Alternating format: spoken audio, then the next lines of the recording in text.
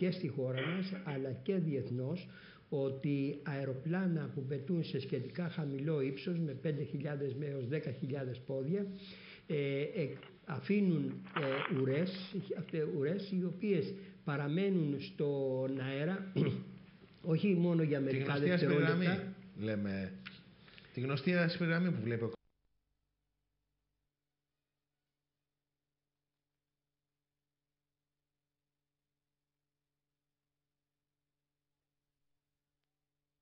στην ατμόσφαιρα και δημιουργούν ένα ολόκληρο νέφος. Και έχει δημιουργηθεί ένας μεγάλος προβληματισμός τι είδους νέφος είναι αυτό. Οπότε... όχι μόνο στη χώρα μας αλλά και στον Καναδά και στις Ηνωμένες Πολιτείες και στην Ισπανία και στην Πορτογαλία και στην Αγγλία και στη Γερμανία και σε πολλές άλλες χώρες έχουν παρατηρηθεί αυτού του είδους οι χημικές ουρές και υπάρχει μεγάλος προβληματισμός διότι σε πολλές περιοχές μετά από τους αεροψεκασμούς αυτούς έχουν παρατηρηθεί εκατοντάδες πολιτών ή και χιλιάδες πολιτών ακόμα να εμφανίζουν προβλήματα δύσπνοιας, να εμφανίζουν προβλήματα βήχα και να δημιουργούν σενάρια ότι ενδεχόμενα να γίνονται και πειράματα με βιολογικούς οργανισμούς, με μικροοργανισμούς και να προκαλούν αυτού του είδους τις βλαστικές επιβολές στον άνθρωπο. Ενισχύεται την ερώτηση του Κώστα Ιβαλιώτη.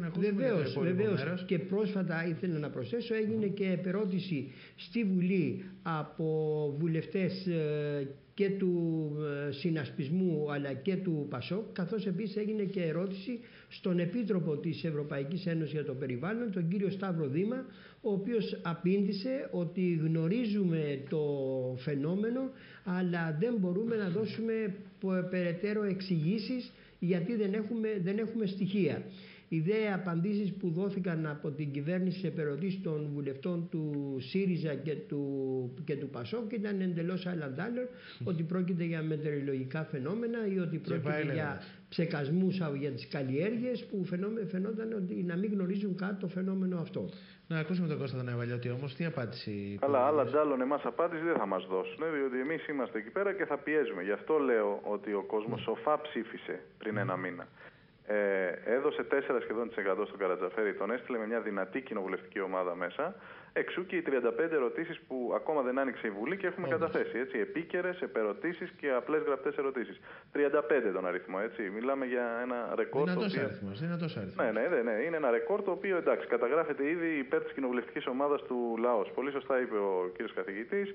Για αυτό το ζήτημα μας λένε ότι είναι μετεωρολογικά φαινόμενα. Εγώ λοιπόν ρωτάω στην ερώτησή μου το Χατζηδάκη, είναι αυτονόητη η ανησυχία των πολιτών των αστικών κέντρων από το φαινόμενο αυτό, το οποίο προστίθεται, όπως όλοι ξέρουμε, στη γνωστή υποβάθμιση της ατμόσφαιρας στις μεγάλες ελληνικές πόλεις. Και τον ρωτάω, υπάρχουν κίνδυνοι από αυτούς τους αεροψεκασμούς?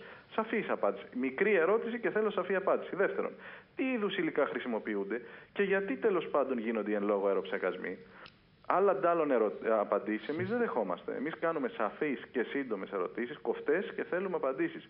Διότι όταν πετάνε τα αεροπλάνα δεν μιλάμε για μετεωρολογικό φαινόμενο. Αφήνουν κάποια άσπρα σύννεφα από πίσω. Εντάξει. Αυτά γιατί γίνονται πάνω από τα κεφάλια 5 εκατομμυρίων ανθρώπων της Αθήνας. Πόσα χρόνια γίνονται? Και μίλησε ο κύριος Κατσαρός. Ναι, και όπως λες και πόσα χρόνια. Το βλέπω από μικρή αυτή. Μπράβο. Και είπε ο κύριος Κατσαρός ότι μπορεί να είναι και πειράματα με μικροοργανισμούς κτλ. Δηλαδή, τι γίνεται στην Αθήνα, ας πούμε?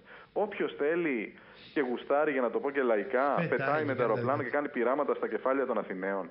Όχι των Αθηναίων, όλης της Ελλάδας. Όλης της Ελλάδας, γι' αυτό λέγεται. Στην Αίγυπτο, στη Θεσσαλονίκη, στην Κρήτη. Απλά εδώ υπάρχει περισσότερο βάρος από ρύπανση, γι' αυτό προσθέτει ο Κώστας Ιβαλιώτης.